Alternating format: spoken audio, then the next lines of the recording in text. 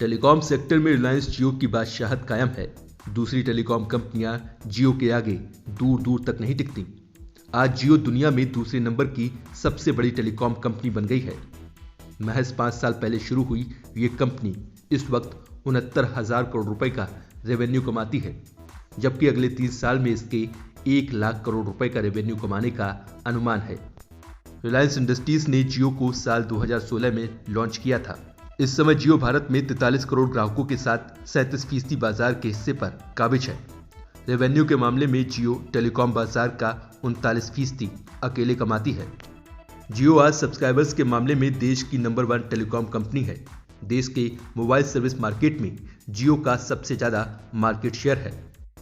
28 फरवरी 2021 तक जियो की देश के मोबाइल सर्विस कारोबार में 37% हिस्सेदारी थी, जबकि एयरटेल की 29.83%, वोडाफोन की 24.2% और बीएसएनएल का 10.14% मार्केट शेयर था। सबसे कम मार्केट शेयर एमटीएनएल का 0.28% है। पूरी दुनिया के लिहाज से देखें तो जियो दूसरी सबसे बड़ी ऑपरेटर है। पहले नंबर पर चाइना मोबाइल है। चाइना मोबाइल के पास 94 करोड़ 60 लाख ग्राहक है, तो वही जियो के पास 43 करोड़ 70 लाख ग्राहक है।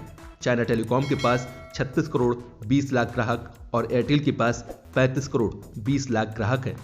जियो की इस कामयाबी की सबसे बड़ी वजह रही डिस्काउंट टैरिफ की दोहरी रणनीति और सब्सिडी वाला फोन। उसके बाद कंपनी ने स्पेक्ट्रम और फाइबर पर भारी निवेश किया।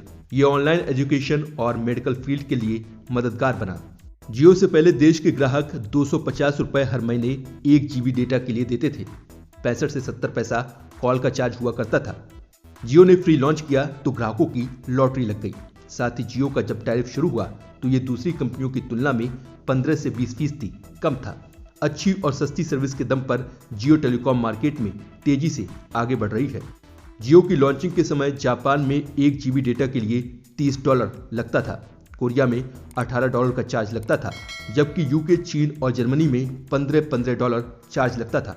अमेरिका में $10 और भारत में डेटा के लिए $4 का चार्ज देना पड़ता था, पर जियो ने इसे $1 के चार्ज में लॉन्च किया। इस ऑफर के तहत 4G सेवाएं ग्राहकों को पहले 3 महीने तक मुफ्त में दी गई, फिर इसे मार्च 2017 तक बढ़ा दिया गया। जियो की लॉन्चिंग से पहले देश में टेलीकॉम की कुल 15 कंपनियां थीं, जबकि अब केवल 5 कंपनियां ही बची हैं। इस दौरान कुछ छोटी कंपनियां बंद हो गईं तो कुछ कंपनियां दूसरी कंपनियों में मिल गईं। मोबाइल सर्विस के अलावा ब्रॉडबैंड कारोबार पर भी जियो का कब्जा है, यानी हर मामले में जियो आज दुनिया की दूसरी सबसे बड़ी टेलीकॉम कंपनी है। अब देश को 5G सर्विस का इंतजार है। उम्मीद है इस मामले में भी जियो बाकी सभी कंपनियों को पछाड़ देगी। हमारे YouTube चैनल को जरूर सब्सक्राइब करें। इंस्टेंट नोटिफिकेशन पाने के लिए बेल आइकन को जरूर दबाएं।